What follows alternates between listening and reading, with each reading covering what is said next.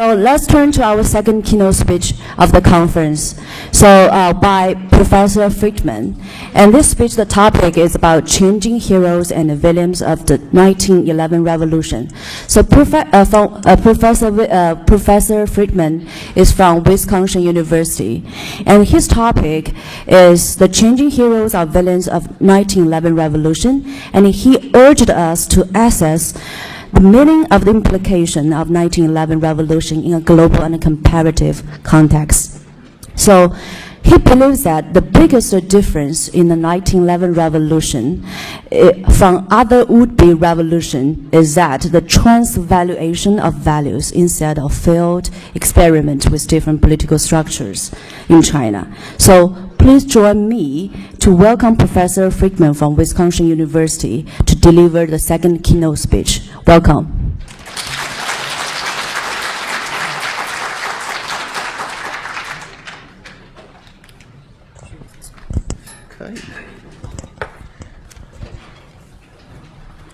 首先要谢谢你用英文给我介绍。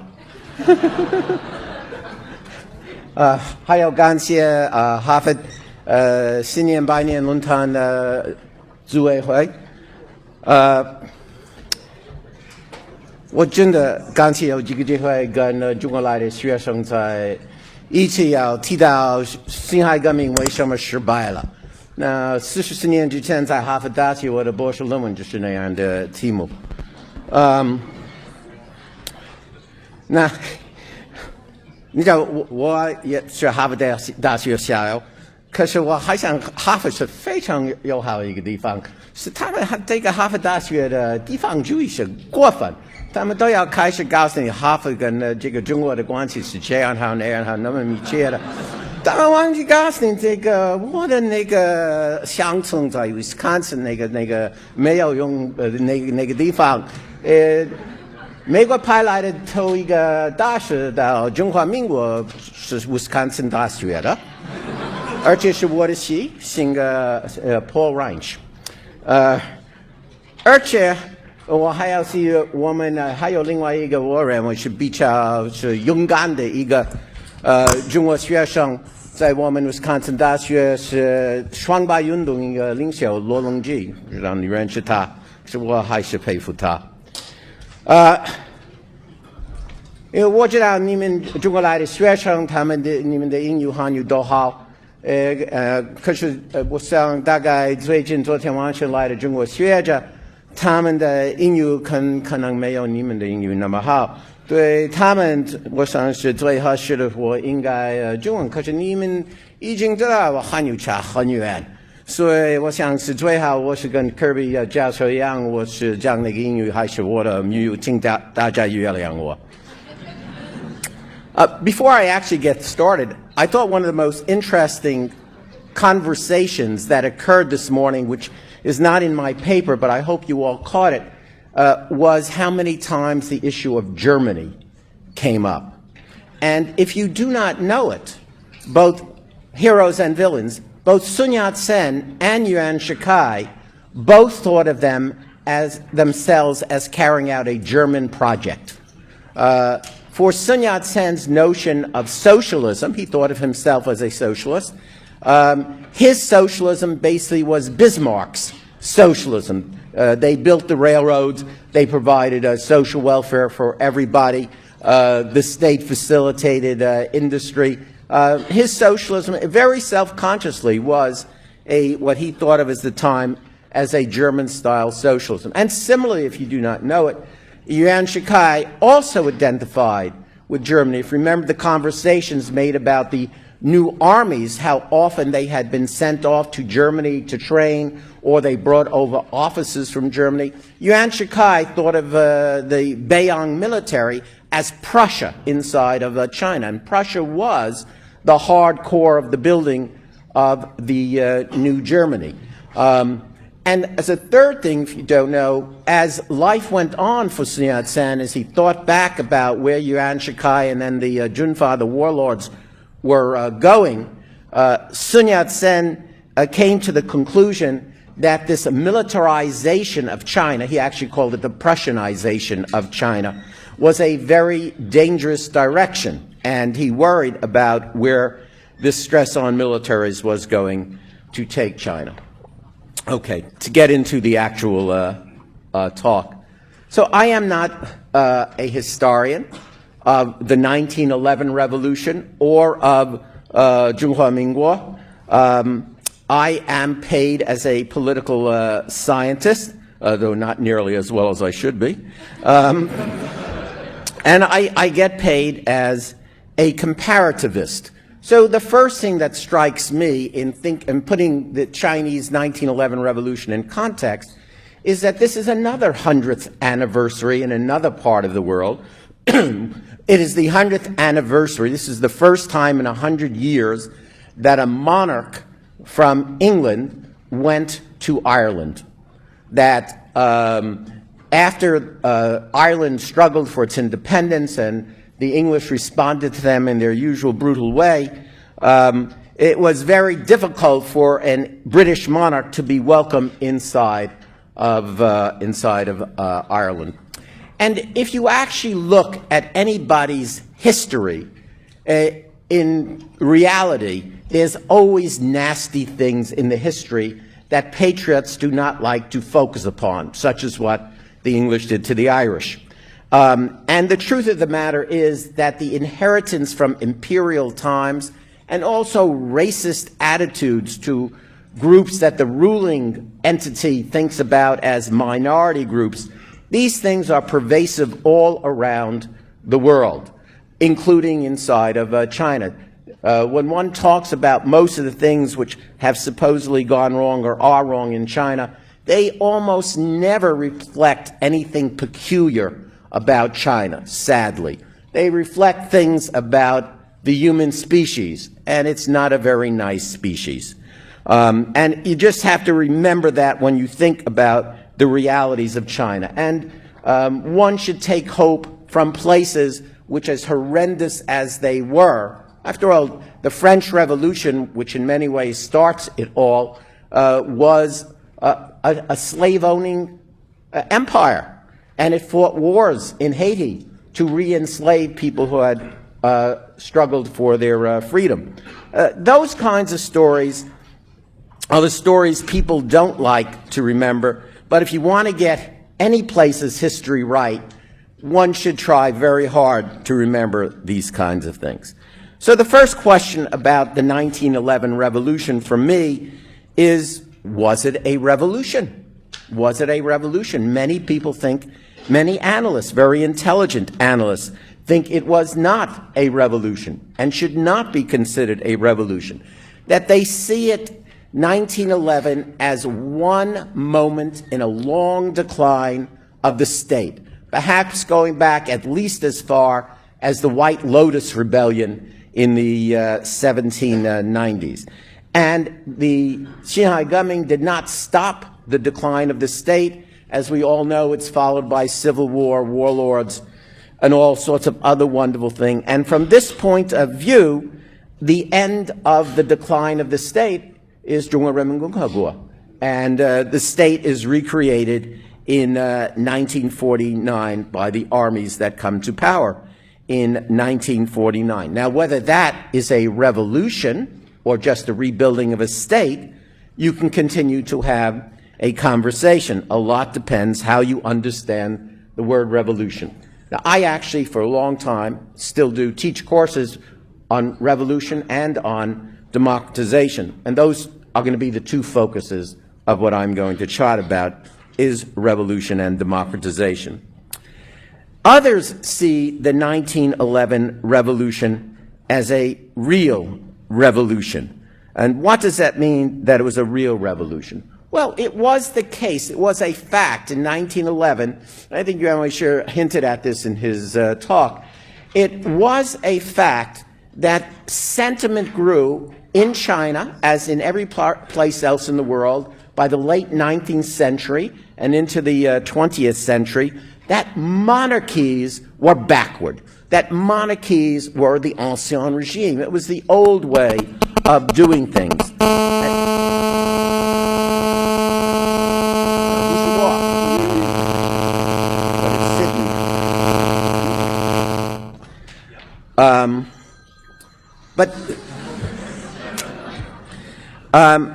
And everybody understood, and I think, again, you actually said this, that the future progress in the world meant replacing monarchies with republics. That was a given. It was almost not debatable that the way that the future should go, as understood in that time, was that republics should replace monarchies. And what did they mean by republics?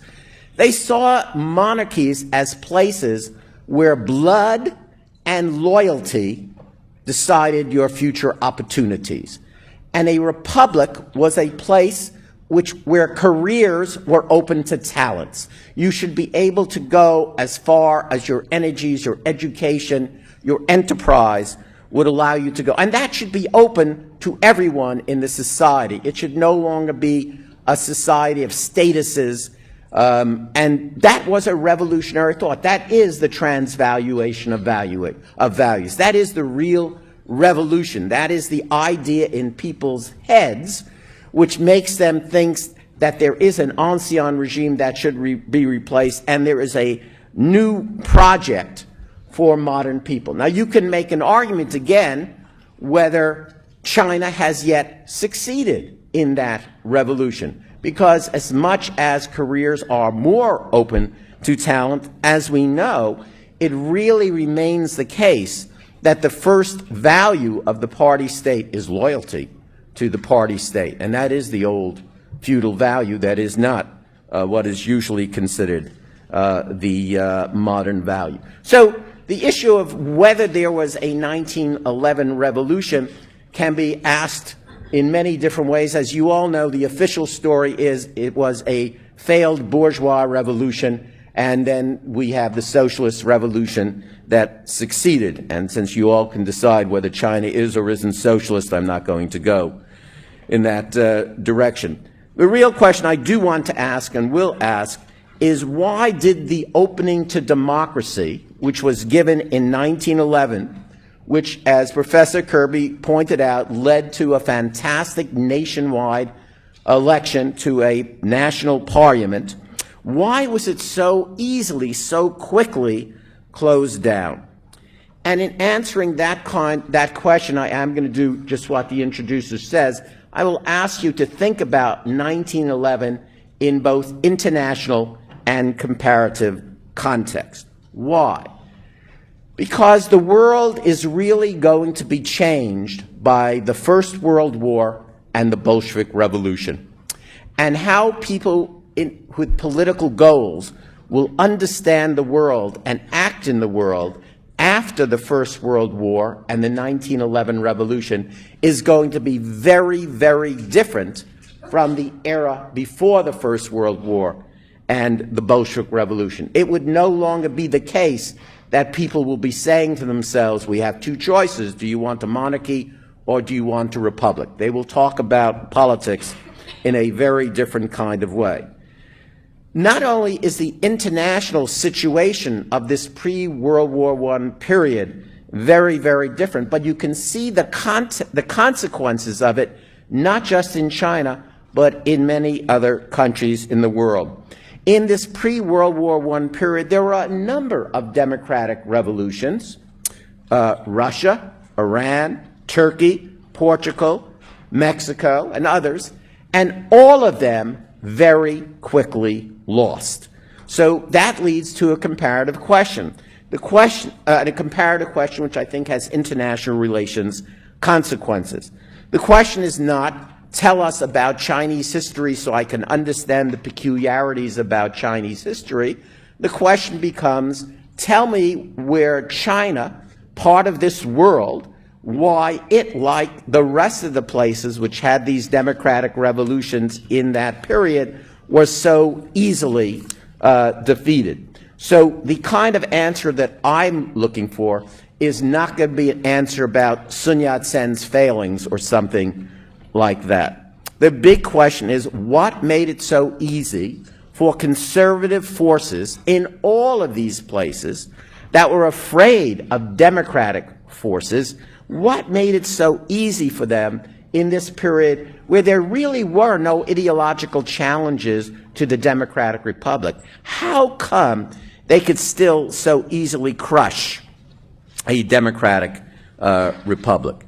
Now, to give you a feeling very quickly about the change that will occur after the First World War and the Bolshevik Revolution, people will see the world very differently. Before World War I, there's a vision, as with the vision of Europe having all the great universities and all the science. And if you don't know, in that period, Americans are thought of, including even Harvard, as uncultivated savages who have no real culture at all. And during this period, one had a vision of Europe of having 100 years of peace, that since the end of the Napoleonic Wars, commerce had spread, and commerce was the opposite of the militarism of feudalism. And so as you defeat feudalism, a vision of nobles on horseback with lances, people who are loyal to the monarch and go off and fight wars all the time because they have nothing better to do with their time. Now in a world where you can go and make money and everybody can get richer, you have a notion of sweet commerce, as it was called. And out of commerce would not just come liberty, middle classes, educated urbanites who would defend their interests, would not just come liberty, but which also would come peace. It was the end of the era of wars. And what is more delicious than peace? So wealth, freedom, and peace all were supposed to be the consequences of the commercial civilization that was growing inside of Europe. And then World War I and the Bolshevik Revolution happened. And people rethink these categories. And commerce is no longer commerce, it's capitalism. And capitalism is not just capitalism. Capitalism is the source of imperialism. And imperialism is not just a system that exploits. It leads capitalist imperialist countries to fight all over the world to control markets. And so commerce, rather than being sweet, is about the most bitter fruit in the world. It leads on to not only exploitation, but war. And liberty disappears as a fraud. So in the post-World War I world, democracy is not attractive. It almost doesn't even seem a category.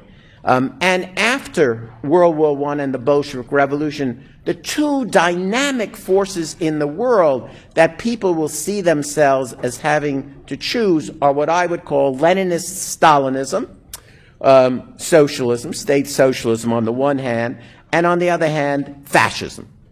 And democracy really was endangered in this particular period.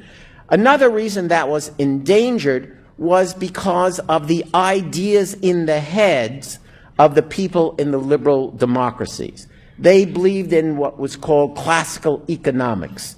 And classical economics, what we today would call neoliberalism, classical economics really had no role for the state in the economy. The state in the economy, mercantilism, from a European point of view, totally misunderstanding Germany, totally misunderstanding what was happening in Meiji Japan, but nonetheless it was the dominant ideology, was that the state was a source of rentals. It was where corrupt people got rich, and the only way you grew the economy was through free enterprise. And so in the 1920s, as various economic problems began to hit Europe, the one thing you would not do in classical economics was to have the state intervene in the economy, so that fascist states and communist states seemed the better solution. And that whole conversation before World War I, it just disappears. And that clarifies for us a very important fact. If you want to understand possibilities for either revolution or democracy, it is important to understand what Hegel would have said makes for the zeitgeist, the spirit of an era. And the spirit of an era, it's really not an ethereal thing. it reflects these real-world changes and how they shape as people understand possibilities. Now, as it turns out, when I received my dissertation 44 years ago for this thesis on the failure of the 1911 revolution, when I finished writing it, I realized I had done it all wrong. Fortunately, my teachers didn't understand.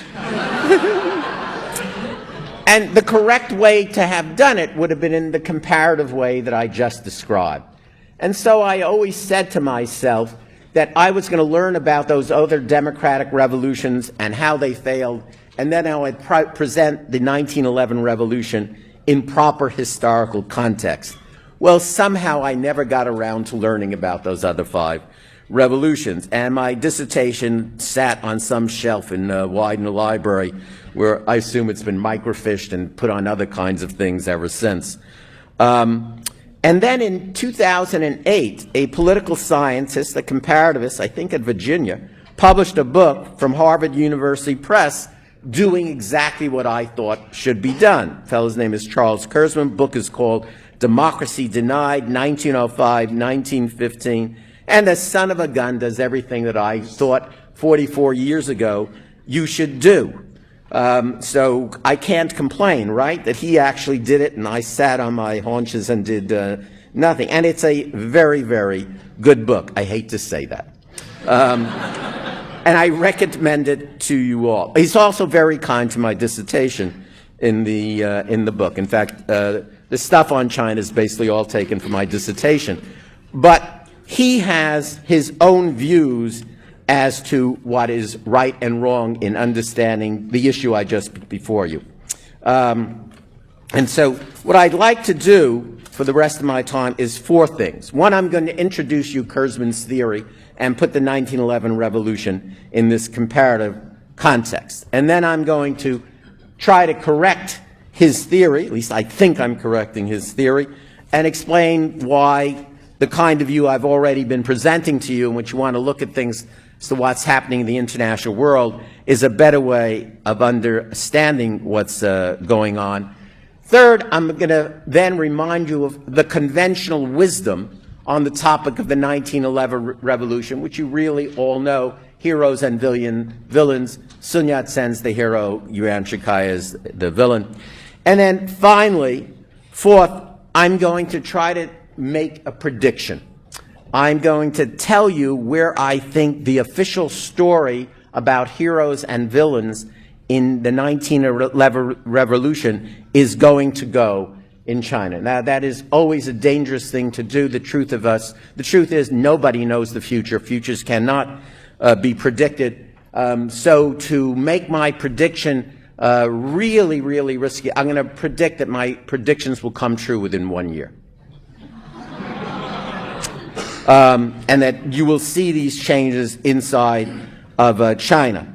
And that you will see all sorts of changes in how the 1911 revolution, how the classic story is going to go by the boards. So in terms of that classic story, just so you all remember, I'm sure you all do, it's that Yuan Shikai's people not wanting the parliament to meet, have the person who would have become the premier of China, Sung Jiaoren, assassinated.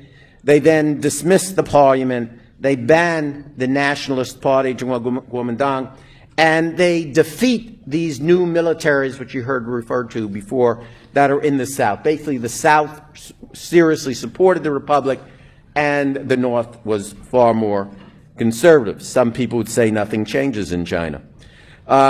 And Sun Yat-sen and Democrats are forced into exile.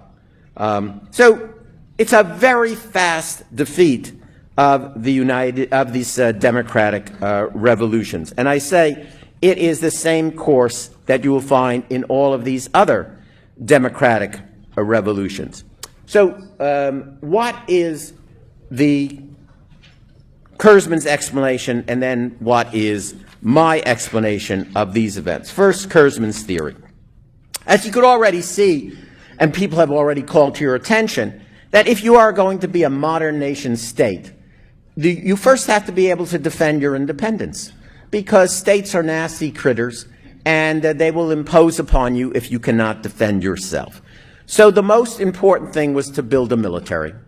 And everybody is building a modern military to defend their independence. And even the Qing is trying to build a modern military. You all know the stories of failures and corruption along the way, but it's committed to building a modern military. And Kurzman then says this: in that era, in fact, going back to what is called the military revolution in Europe in the 16th, 17th century, when you begin to have fleets of ships with hundreds of cannons which shoot off humongous cannonballs in large numbers, war becomes very, very expensive. It is not easy to create a modern military. And as the age of steel comes in the 19th century, war becomes ever more expensive. And it turns out to be the case, Kurzman argues, that the Republican revolutionaries cannot stand against the new militaries. The new militaries have put together a military force which it is just too expensive in that era to create a military force by the Republican revolutionaries to defeat the conservative revolutionaries. If you want to put it another way, something which you can see in what's been going on in the so-called Arab Spring, if the military defends the old order, it's hard to defeat the old order. If the military splits or goes over to the side of the Republican forces, that doesn't happen. And what would be the case in China was that basically the northern military forces stood behind the Yuan Shikai government. And in that kind of a situation, the Republican forces in the South are essentially naked to them. They have no way of fighting. And the argument is made by Kurzman that very similar things happen in all of these places, that the old order in some form or another holds the loyalty of the military. Militaries are very expensive. You can't create them on the cheap. The Republican forces can't put together a military, and so indeed they are easily and quickly defeated. Now, my own findings, I said before, is a little bit different than Kurzman's. It is not that I disagree with him about the importance of the military or the expense of the military, but that the new Republicans in all of these places actually very well understood these things. One of the most interesting things about studying the Republicans of Qingmo Minchu, that period, is they're very smart. They have really read all the best literature, and I often read it and think they understood it, because it came out of Europe mostly. They understood it much better than Americans understood it during that period. They are very, very intelligent, very analytic, very thoughtful kind of people. So they really understand all of that stuff. And so what they see is now they control provincial assemblies largely controlled by so-called enlightened gentry, had been growing in the late Qing era. And their view was they would get the tax money from these people who had money, and they'd have the ability to pay and equip a modern army. But what would turn out to be the case instead is the merchants and gentry did not like these young Republican educated people, and they did not want to support them, and they refused to pay taxes to them. And so those provincial governments did not have the tax money to raise the army, which would have allowed them to stand up to the northern armies. Why didn't they like these young Republicans? Well, the first thing was they didn't think they were Chinese. That a lot of them, as Professor Kirby told you, went to places like Harvard for their education. And they were thought of as being brainwashed by foreigners. They were out of touch with Chinese reality. Worse than that, some of them had even become Christians. And being Christians, they clearly had nothing to do with being a true Chinese. And then even on top of that, when they came home, they had all sorts of crazy ideas. They believed in modern universal education. They believed in equal rights for women. They had this totally indecent idea that women and men should be able to sit in the same classroom or the same library or the same movie theater. All of these were outrageous ideas at the time, which showed they were totally un-Chinese. And worse yet, their nationalism seemed to be out of control. It turned out, despite the fact that they had gone off to foreign countries where they were brainwashed, they actually were very strong Chinese patriots. They loved slogans like China for the Chinese. And they very much wanted to promote national industry inside of China. And among their opponents, not only in the Yuan Shikai government, but in the various provinces, they really were seen as if they were a return of the boxers. They were crazy, irrational, dangerous people. They would alienate the foreigners. They would cause foreign intervention. China would not be able to stand against it. There would be more of those indemnities imposed upon China. And from the point of view, therefore, of these more conservative forces, if you will, the result of allowing these young, educated, foreign, Christian, all sorts of bad terms, equal rights for women, modern education, modern sanitation, ending remnants of slavery, a lot of horrible ideas, that you couldn't let such people stay in power. So this was their situation. What should they do? And they still needed money to raise their army. They didn't just quit. They were very serious about thinking that they really had a modern idea for China and they wanted it to win. So what they did do is they turned to foreigners for loans. And during this period, foreign money first and foremost meant British capital. This is the era of the sun never sets on the British Empire. The city, the financial area of London is really the globally powerful center of the financial universe. And if you want to succeed, you have to get your money from Britain. Well, some of you, I doubt anybody in this room, some of you might think that the British, being a constitutional government, might think they should support the constitutionalists. No way. I think no way for two reasons. One is the foreign services of these places were places where the kids of the old aristocracy took cushy jobs, and they hated democracy. Their view was popular elections was mob rule. Their identity was very much with conservative elite forces. And second, as an economic interest, the British did not need these radical nationalists with China for the Chinese and building up Chinese industry. They'd much rather a Yuan Shikai government which would be, as they saw it, pliant and give in to British economic interests. So the way these people had to rationalize to themselves what they were doing is they came to the conclusion that Chinese were unsuited for democratic government. I will read to you a couple of quotes from British embassy officials explaining which way they're going. They, the Chinese, are wholly unfitted for such a government, apart from the tyrannical attitude of the old government, which will never be otherwise so long as a Chinaman, it's a racist term, is in control. The Manchu system was the right one for the Chinese. The central idea of government with the iron heel of authority seems best suited for the difficult Chinese. And just one more.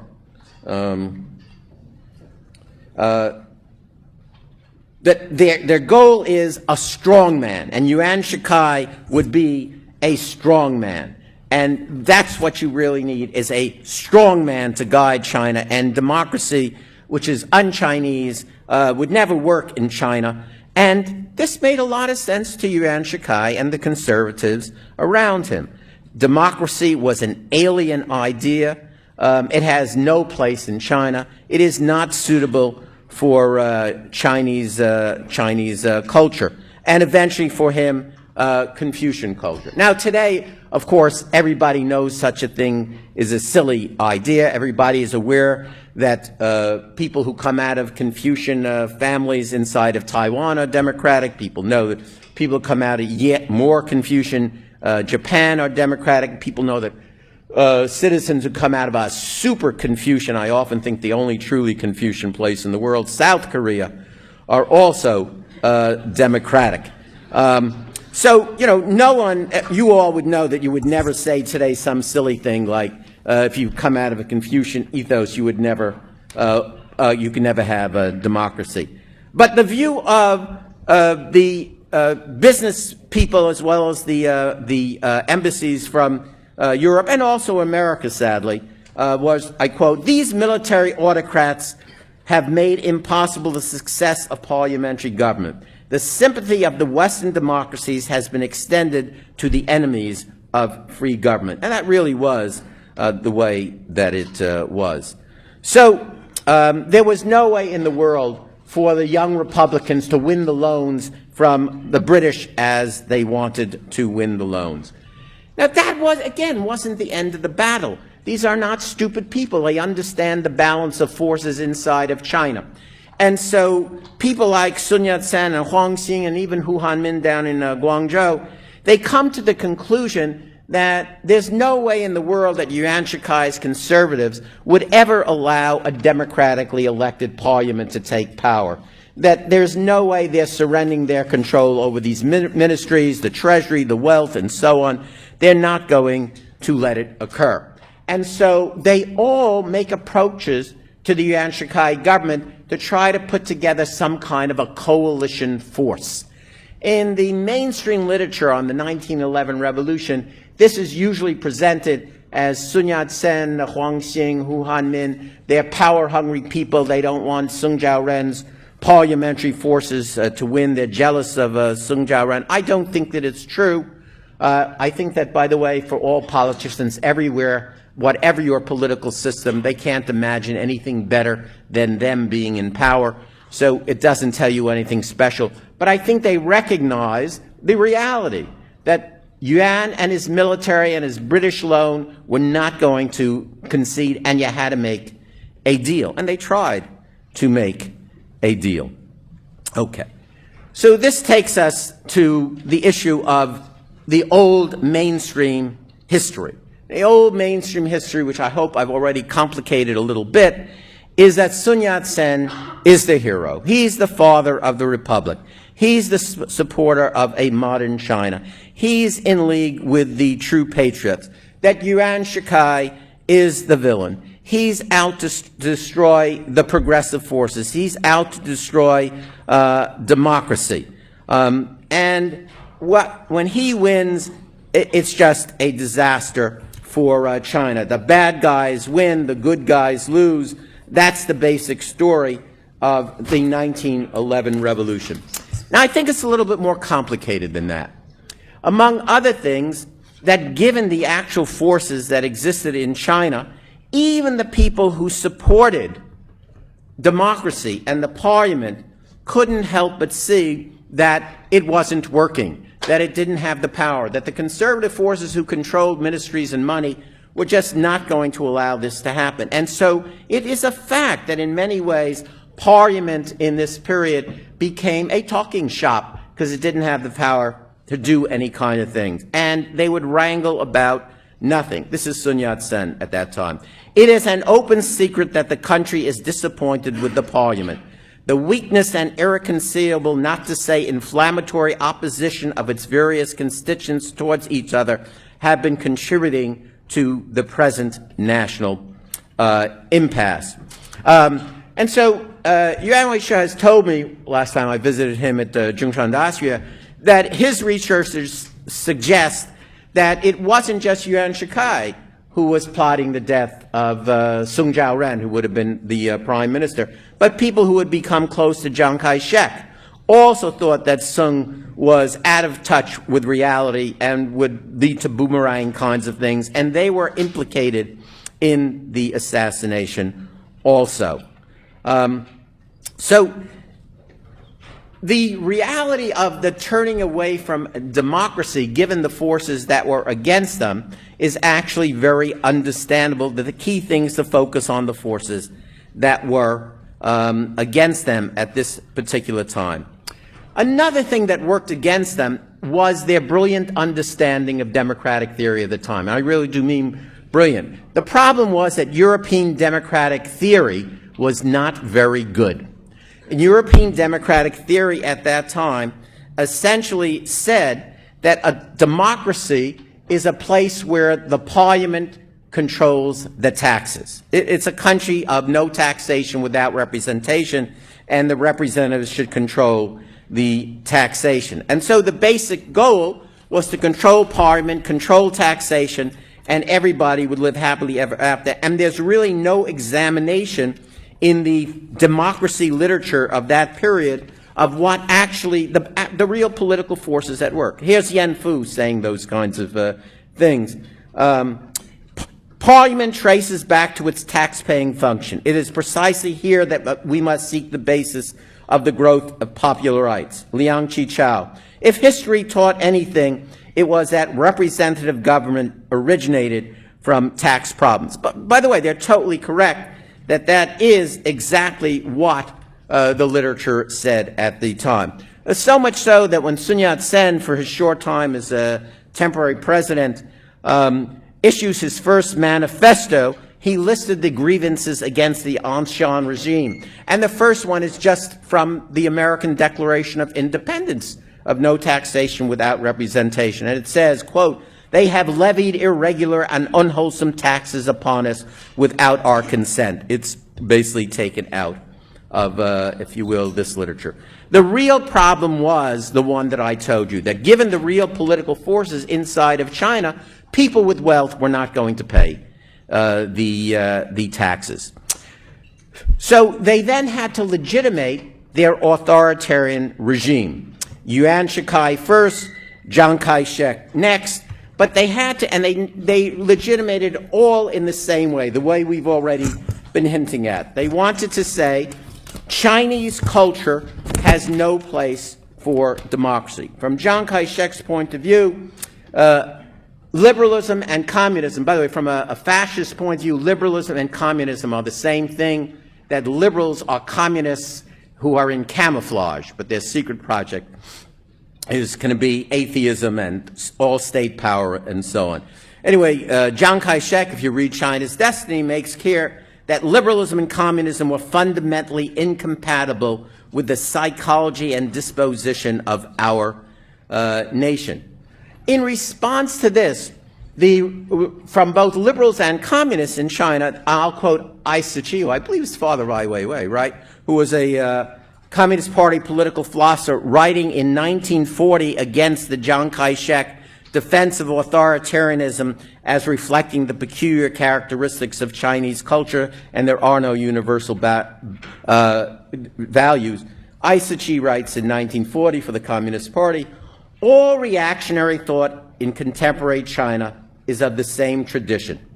It emphasizes China's national characteristics, harps on China's special nature, and wipes aside the general principles of humanity, arguing that China's development can only follow China's own path." And indeed, the Communist Party's doctrines and institutions all come from, the pictures of the four beards used to show it, did not come from Lao Tzu and Confucius. They came from other kinds of places because these were universally applicable kinds of things. Now, we all know, again, the world has changed. The world today, the international world, is very different than it was in the pre-World War I period, and it's very different than it was in the period after World War I. And the differences matter very much. Just think of China today. China is not a beggar nation. China is not down on its knees thinking about what concessions it has to make to get loans from Britain. But the Europeans are looking for loans. And China has $3.2 trillion in foreign exchange. It is a different world. That different world is going to set up different possibilities for the world. And the most interesting thing about all of this to me is how British finance is really hurt by World War I. And although it really does come back in many ways in the city of London in the 1980s, after World War I, it's never the same global force that it was in World War I. So the British don't have impacts, and they're inconsequential for the kinds of questions we are asking. And it's a measure of how important the different nature of the global, the international situation is for domestic possibilities that you would want to have. It is also, I think, the case today that since the financial crisis here in the United States and the spread to the European Union, and Japan essentially being in economic doldrums for now 20 years, and China and OPEC countries seeming to be great economic successes, there is a view in the world, I think, that once again, as in the post-World War I world, democracy is in trouble globally. That democracy no longer delivers the goods. That democracies cannot solve problems as in the post-World War I period. The alternatives are no longer fascism versus Stalinism, if you will, but I think it is again the case, if you will, that it is not so easy in the world today, not just China, it is not so easy in the world today, given these larger economic forces and economic events, it is not so easy to be persuasive as a promoter of human dignity, human rights, and human freedom.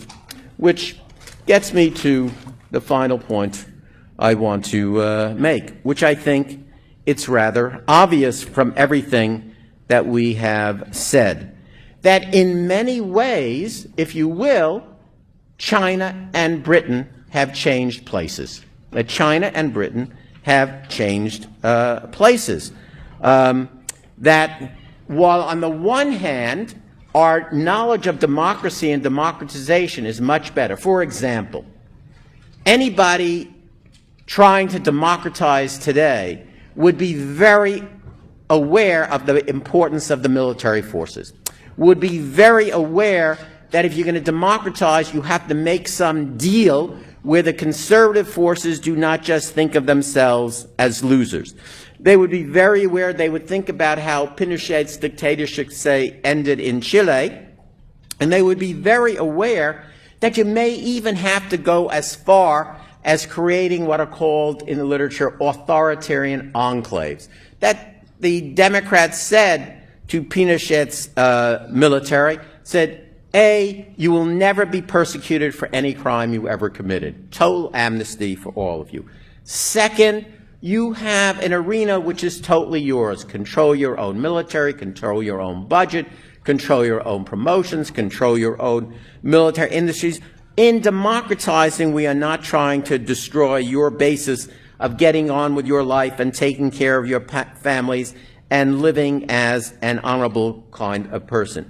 In other words, if you are engaged in trying to create what in the literature is called a democratic pact today, you wouldn't start off with Sung Jiao-ren's vision of democracy as, I want a parliament which has all the power. You would not think of that. You would understand that if the conservative forces are strong, I have to make a deal.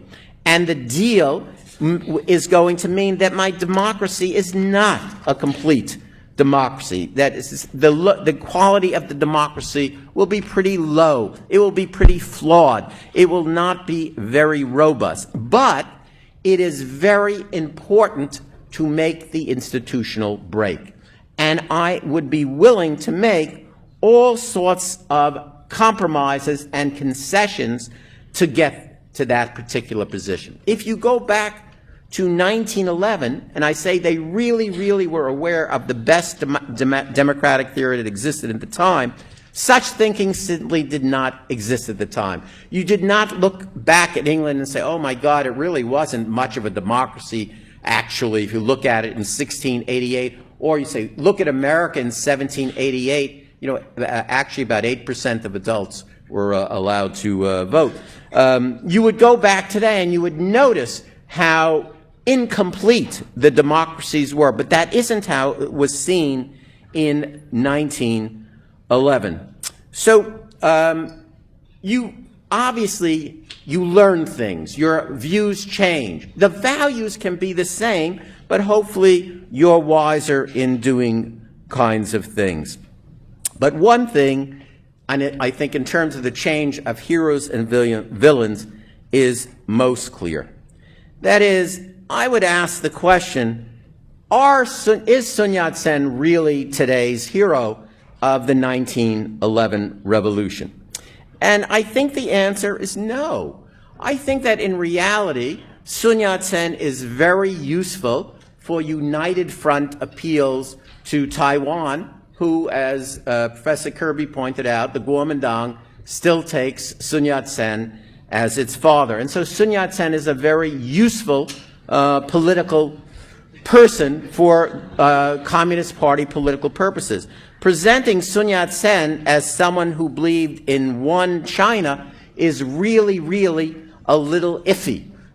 First of all, in terms of today's Chinese Communist Party view of the nation, Sun Yat-sen never was upset that Taiwan was a Japanese colony. Taiwan had never been ruled by a Sinicized government on the mainland of China. Not only wasn't he upset by it, but he went and spoke to the governor of Japan, and to get his backing to overthrow the Manchus, he offered him a big chunk of Fujian province too. And then when he turned against Yuan Shikai, and Yuan Shikai was going to get these loans from the British, he tried to make a deal with Japanese banks. Actually, it was the Taiwan Inhang, it was a Japanese bank at that time in Taiwan, in which he essentially offered Manchuria, as it was then, the Dongbei, to them in return for support. And if someone criticized him for doing these things, Sun's response was, the rest was the real China. We could get into a discussion of what is the real China, but to use Sun Yat-sen for these purposes towards Taiwan only requires that you forget everything you should know about Sun Yat-sen. So I don't think he really is the hero of the 1911 revolution. In addition to which, as has been pointed out earlier today, he really did believe in a process that would lead to democracy. And he really was Christian influence. He really was full of these alien, from the point of view of the Chinese government today, alien ideas. He was very un-Chinese. He's really unsuitable, if you think about it, for what the ruling group in China would like today. But not Yuan Shikai. I mean, who was Yuan Shikai? He was a fellow who saw that democracy was alien to China. He was a guy who deeply respected Chinese and especially Confucian values, especially because they supposedly were anti-democratic. He was a wise and experienced leader.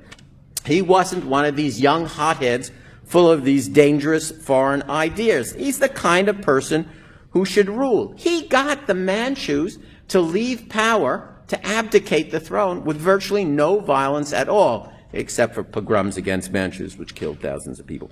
But that wasn't his doing. That wasn't his doing. And he maintained, as Professor Kirby said about the Empress Dowager too, with the exception of Mongolia, he basically maintained a united China.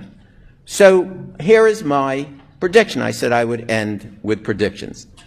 Given the realities of heroes and villains, and given the preferences of rulers in China today, it is obvious to me that increasingly, for ruling groups in China today, the real hero of the 1911 revolution is Yuan Shikai.